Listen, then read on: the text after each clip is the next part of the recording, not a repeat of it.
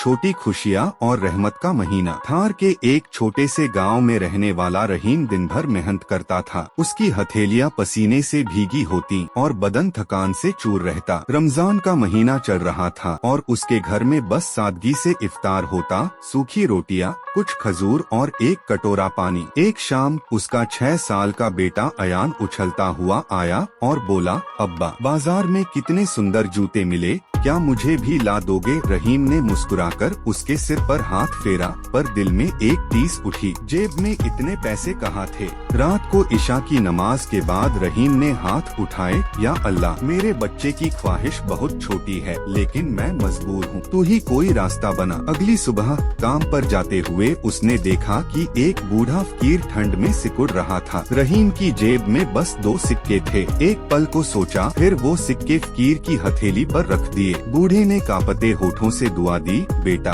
अल्लाह तुझे दुनिया और आखिरत की खुशियाँ दे। शाम को जब रहीम घर पहुंचा, तो उसकी बीवी सुल्ताना ने हैरानी से कहा, बाजार वाला कह रहा था कि तुम्हारा उधार माफ कर दिया और रमजान की बरकत से उसने अयान के लिए जूते भी भेजे हैं। अयान खुशी से उछल पड़ा, अब्बा, देखो मेरे जूते कितने चमक रहे हैं। रहीम की आंखों में आंसू आ गए। उसने आसमान की तरफ देखा और कहा, बेशक अल्लाह सबसे बड़ा है, वो देखता है, सुनता है और अपने बंदों की दुआ कबूल करता है।